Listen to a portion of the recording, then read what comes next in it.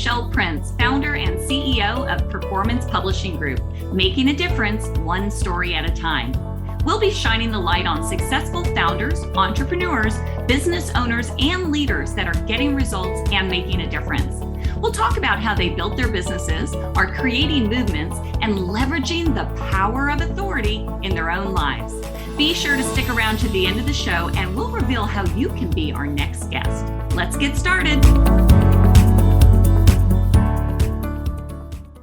Hey, everybody. Welcome to the Power of Authority Spotlight, where we shine the light on successful business owners, entrepreneurs, authors, people that are doing big things and they're making a difference. They're making an impact in this world. And I cannot wait to introduce you to our guest today, because there is so much we're going to try to squeeze in a short period of time about money, about business, and about all things books, etc. But before we do, let me just give you a quick sponsor message. This episode is brought to you by Performance Publishing. Performance Publishing provides done-for-you publishing services for business owners who want to use a book to leverage their brand and build their authority. You can't spell author, or authority, I should say, without the word author. So it's all about taking what you already know, getting it out there in a book, and really making an impact with that message. To learn more and to talk to one of our experts, go to performancepublishinggroup.com. That's performancepublishinggroup.com. Well, let me introduce you to our guest today. She is someone that you likely know the name. You absolutely know the show that she's on, and you likely know the book and her backstory. But let me tell you a little bit more about Jade Warshaw. She is a personal finance expert. She is the best-selling author of Money's Not a Math Problem and the co-host of The Ramsey Show. Jade has a professional background in entertainment and has performed in over 92 countries worldwide. She's appeared on CNBC, Fox News, and Cheddar News, and has been featured in Fortune and Politico magazines.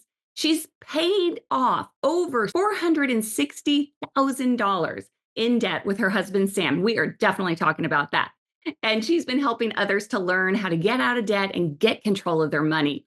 She, as a co-host of The Ramsey Show, which is the second largest talk show in America, Jade helps people take back their power by teaching them to shift their mindset and actions around money. You can learn more about Jade at jadewarshaw.com. But welcome to the show, Jade. Thank you so much for having me, Michelle. I'm excited. I'm so excited. Well, for so many reasons. Everyone knows The Ramsey Show. I've been following it for years. My husband and I have gone through the program as well. So for that reason, but I'm really excited about you specifically because, we all see people who are successful. We see people who are doing great things. And what a lot of business owners don't talk about, what a lot of people don't talk about, is the struggle with money and the struggle with making ends meet. And I want to go there because I know one thing is running a business is hard. And for those of you listening, you know exactly what I'm talking about. And money can be tight. So first, let's start with the book. Why did you write this book? Because it's really geared to help people with money. Yeah, I wrote the book because so much of what we teach here at Ramsey and that I teach myself is this concept of the baby steps, right? We're always teaching people 7 baby steps to find financial peace. And the crux of all of those baby steps is a budget. And if you're like me, you've had a love-hate relationship with the word budget, right? There's just so much nuance around it. So many people, when they hear that word budget, it just kind of makes their armpits sweat. And they're like, oh, this is something that's going to try to control me. I won't get to spend. Or it's something that they go, oh, yeah, like I'm doing a budget, but it doesn't really work for me. And so there's all of this chatter and nuance around the topic. And I really wanted to level the playing field and say, here's what a budget actually is. And let's be honest, a lot of us have negative lies that we've believed about this document or, this plan for our money. And let's just kind of set the record straight on what a budget is, how it's intended to function, and how it can truly save your life. And so that's the crux of Money's Not a Math Problem. It just clears out all of those lies, sweeps the floor clean, and now we have a clear building point and we can actually have a healthy budget so that we can walk through those baby steps. Oh, gosh. So I know this all too well. It's probably been about, 18 years or so. My husband came home with the book.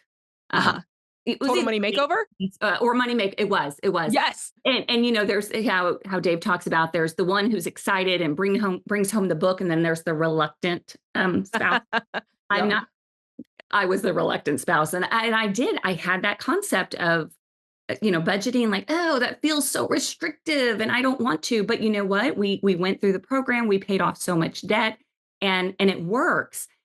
And it's so simple, but yet it's also easy to get back into it. And so, but I love that you're not just talking about this, you've gone through it. And so can we go there? I know you and your husband, you said that you paid over is that right? $460,000 worth of debt? That's right. It was $460,000 of consumer debt, which I love to highlight because a lot of people, Michelle, they hear that number and the first thing they think is, oh, like you paid off your mortgage, whoop-de-doo, like that's great. And it wasn't that. It was mostly student loans and it was credit cards and it was cars and just other types of stupidity that made up that debt. And so, we found out about that. We had gotten married 1 week after college graduation. So just super young, super new to just life and married life and finances together. And we kind of started to see these bills rolling in and realize, man, our lives combined carried a lot of debt. And so similarly to you and your family, I remember Dave Ramsey and I went and got a copy of the Total Money Makeover. And I was the one that brought it home. Actually, to be fair, my husband and I picked it out together at Barnes and Noble. And so we started going through it. And it just, honestly, in that moment, it magnified the intensity of our situation. It was kind of like before, I think we knew we had a problem. But once we started looking at it through the lens of the book, we realized, oh my gosh, we have a major problem. And so that was the time that we really realized, okay, we have to get serious about working this plan.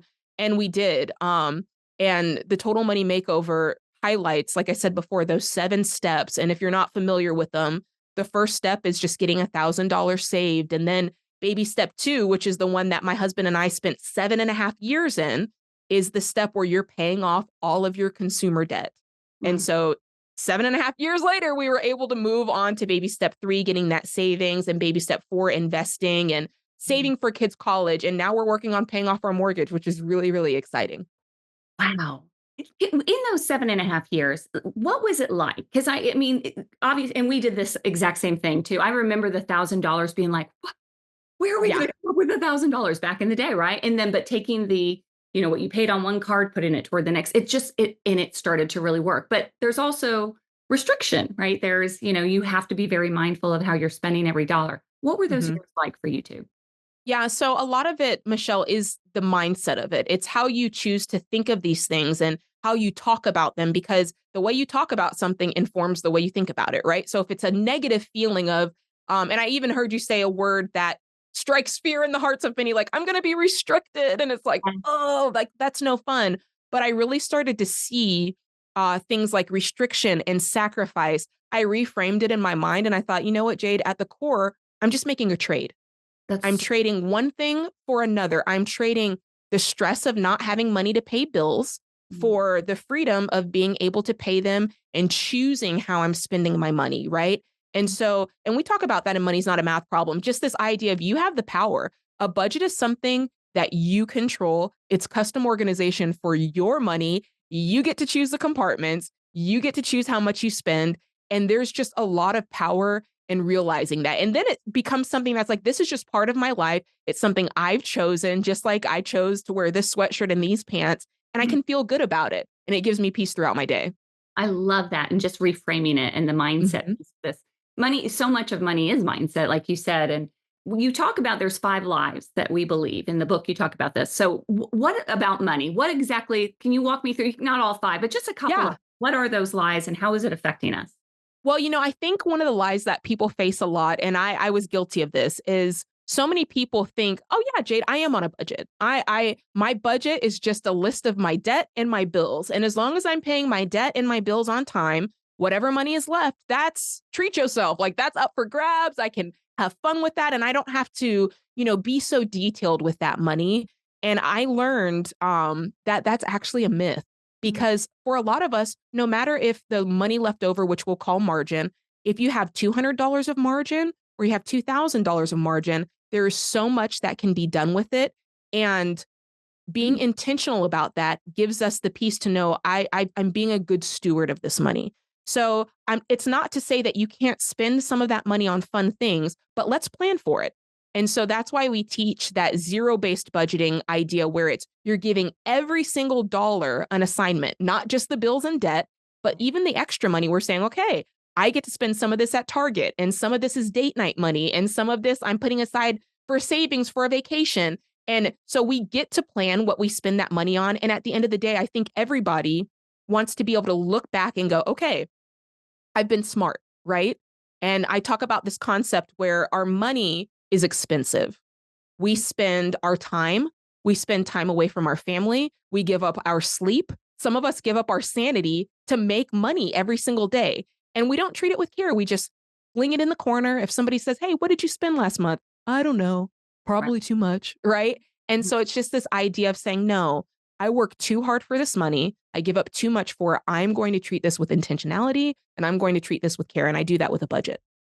One thing I read this somewhere online that it's kind of like what's most important to you, and whether it is Target or hopefully that's not the most important thing, but I read somewhere that family meals are really important to you, and then that you're Yeah. when you were young, that no matter how much money was in the bank, that was a big priority. And I think that that's important to point out that your priorities may be different from my priorities, but it's not that you can still do things that matter to you, but planning for them. And I just loved your example of that with big dinners. You must Yes. I be a mean, good cook. I love that because I think to your point, when we go through this season of life where we're like, okay, I'm going to get my money on point, you do feel a sense of sacrifice, right? You do feel those trades that you're making.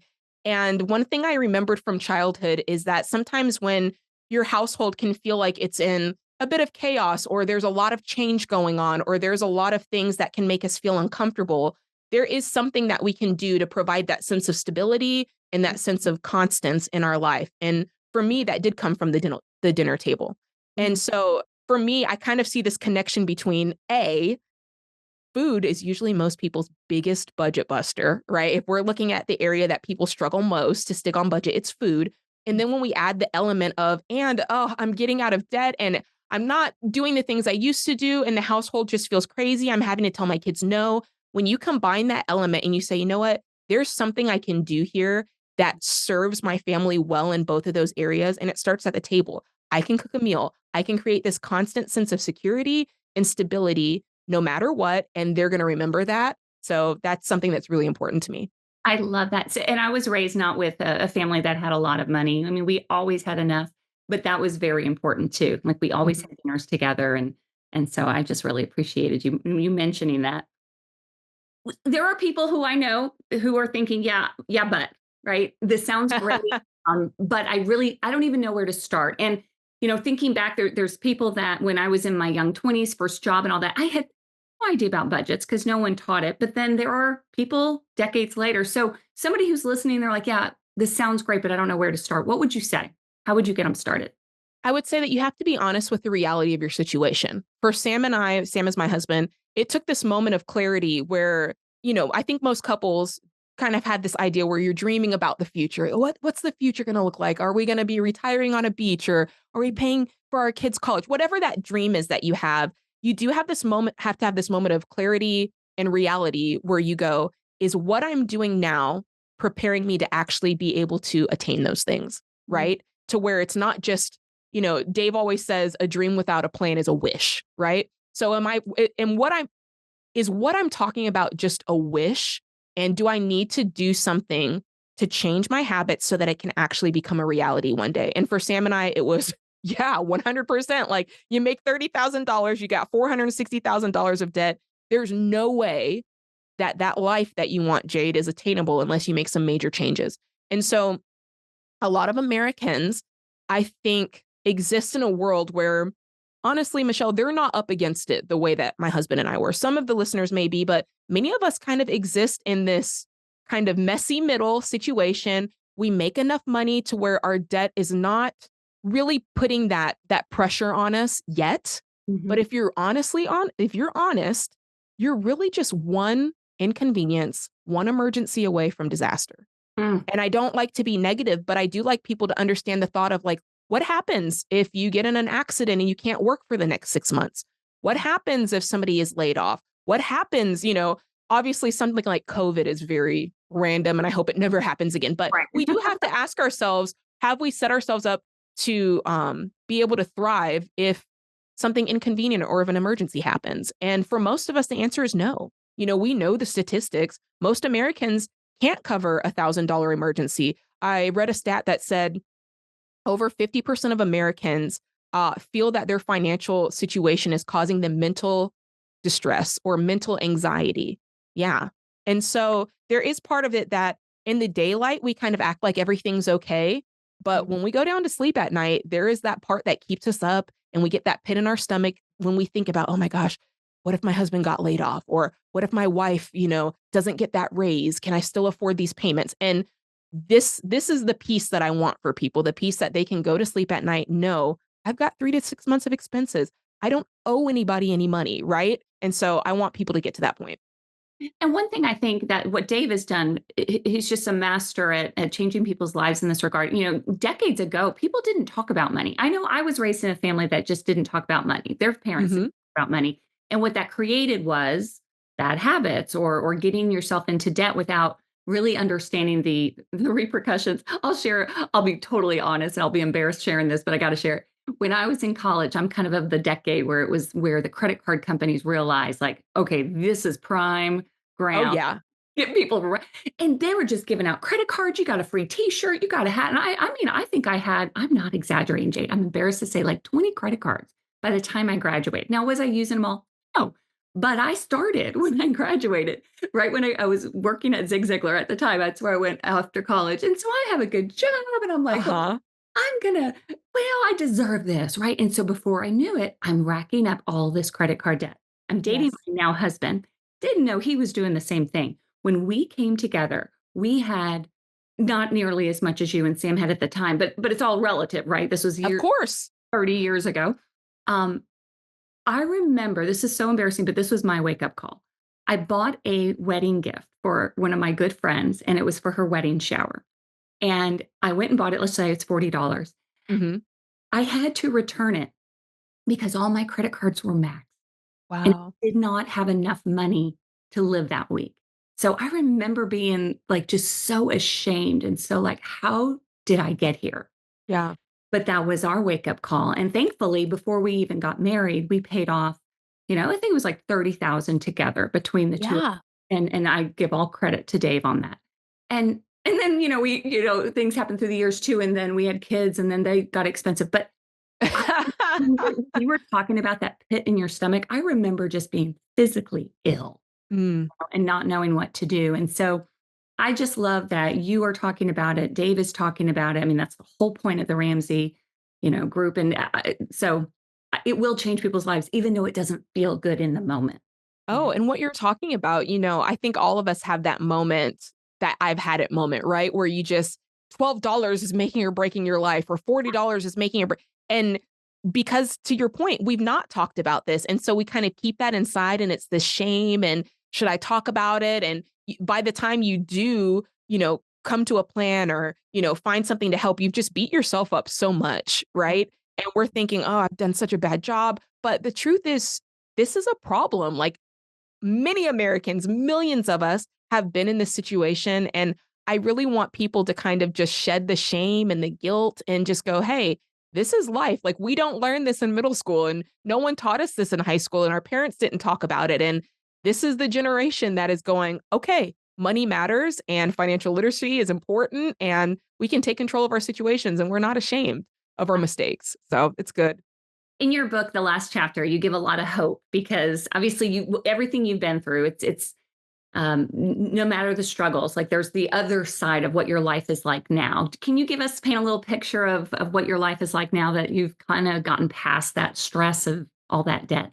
Yeah, I mean, honestly, the story you just shared, it hit home for me because there's been so many times where I've stood in a line and Mhm. wondered if my credit card or debit card or any Yeah. of it would go through, right? Am I going to get hit with overdraft fees? And there's been many times where I bought something and immediately had to return it to your point because it's like, oh, that was grocery money or that was gas money. And there's been many times where I've called a friend and said, I'm sorry, I can't go and made up some lame excuse when really the excuse is I don't have gas money and my monitor is on E and I don't have $5 to put in my tank. Like, Oh, I've been there and I just know, there was a time where I would have been afraid to share that. But now after talking to so many people, I know like this is reality for many people.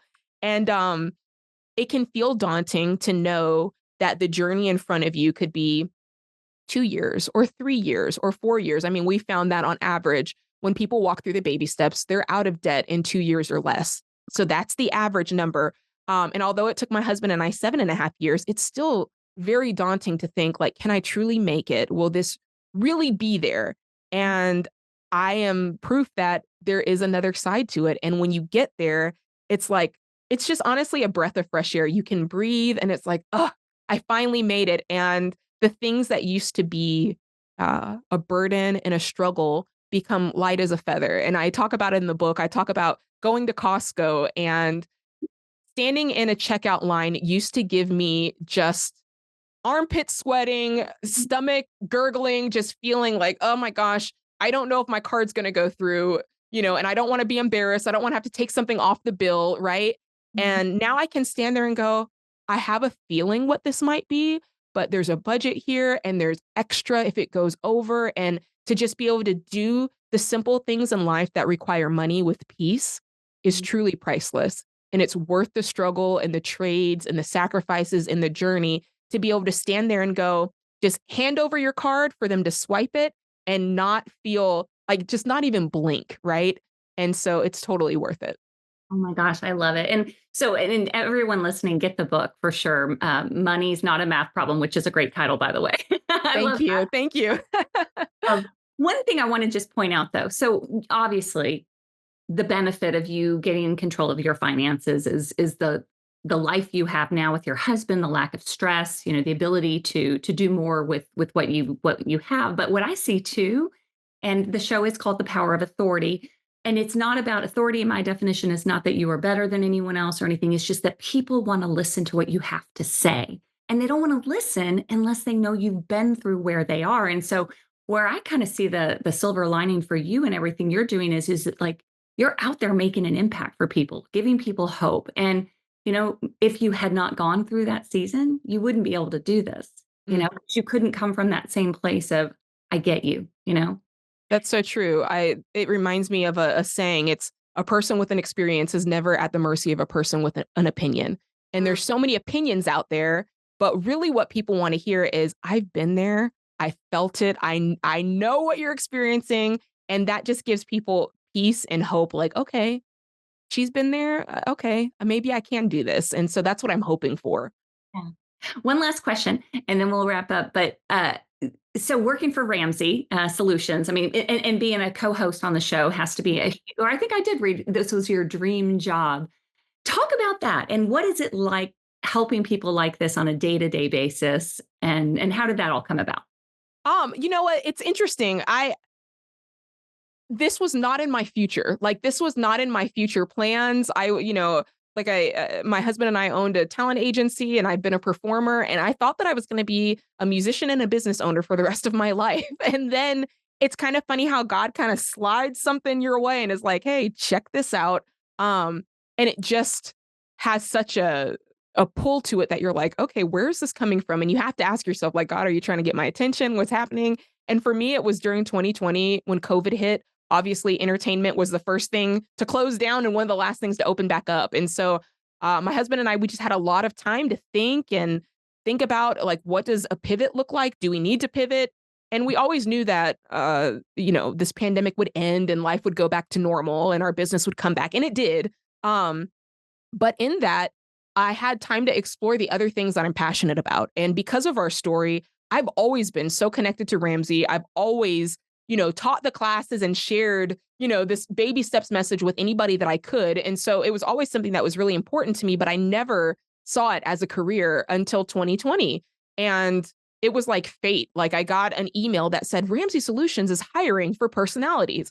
And I thought, well, what does that mean? And my husband got the email too, and he sent it to me. He was like, "Hey, have you ever considered this?" And I'm like, "No, I've never considered this. Like, I've just been in our life." But it just kept gnawing at me. And I was like, you know what? Let's just see. And so I applied, and it was just, the rest was history. I literally had conversation. It was a 2-year process of Oh, conversations back and forth, just getting to know each other and figure out, like, is this a good fit? Do we like each other?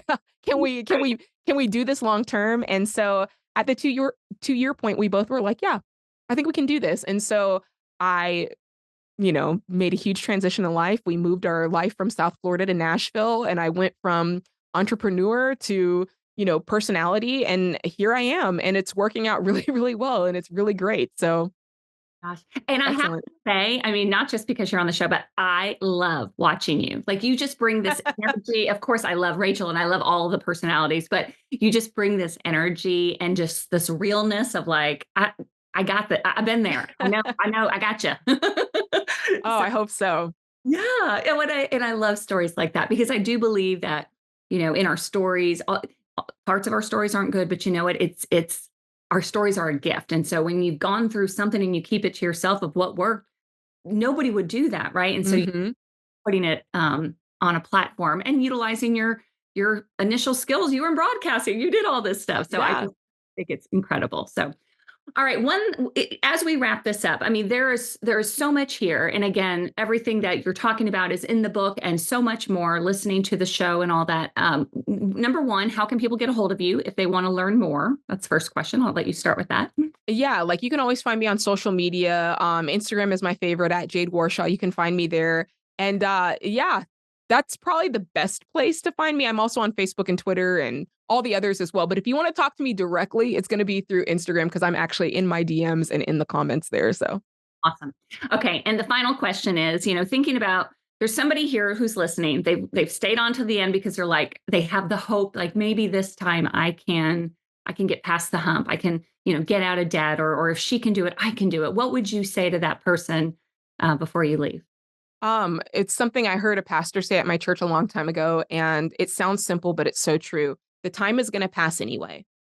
And whether it's 2 years or 3 years or 8 years, the time will pass. Mhm. And you have the choice if you're going to let that time pass and be in the same exact situation as you started.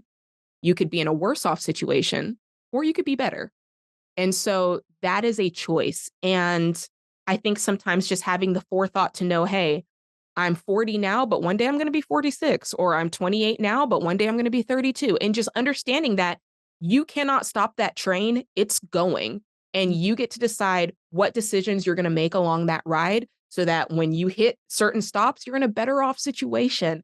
And instead of looking at the whole mountain, just go, okay, step by step. Like, I'm going to keep walking in the right direction so that when I hit certain destinations, I'm where I want to be. And the time's going to pass anyway. I love that. That is great advice. And that is a perfect way to close. So thank you again so much for being on the show. This was just so awesome and Well, thank you for having me. This is great. I love it. Love the show. awesome. Thank you so much. All right, everybody, that is it for the Power of Authority Spotlight. I know you had to be taking notes. I hope you were because there was a lot of great stuff there. But if you weren't taking notes, then definitely go get Jade's book, Money's Not a Math Problem. You can find it anywhere. Go to Ramsey Solutions. It's out there, but time's going to pass anyway.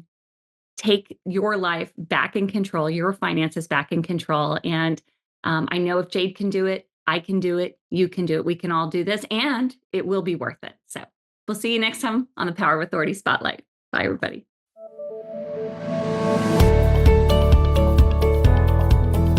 Thanks so much for listening to the Power of Authority Spotlight. If you are a successful founder, entrepreneur, business owner, or leader that's getting results and making a difference, and you'd like to be on this program, please visit performancepublishinggroup.com/podcast to apply. That's performancepublishinggroup.com/podcast. Also, if you got something out of this interview, please share this episode.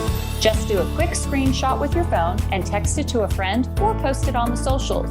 If you know someone that would be a great guest, tag them on social media to let them know about the show and include the hashtag #ThePowerOfAuthoritySpotlight. I love seeing your posts and guest suggestions. We are regularly putting out new episodes and content, so make sure you don't miss any episodes by subscribing. Your thumbs up, ratings, and reviews go a long way to help promote the show and mean a lot to me and my team. Want to know more? Go to our websites, performancepublishinggroup.com or michelleprince.com, and follow me on LinkedIn, Facebook, and Instagram. Thanks so much for listening, and we'll see you next time.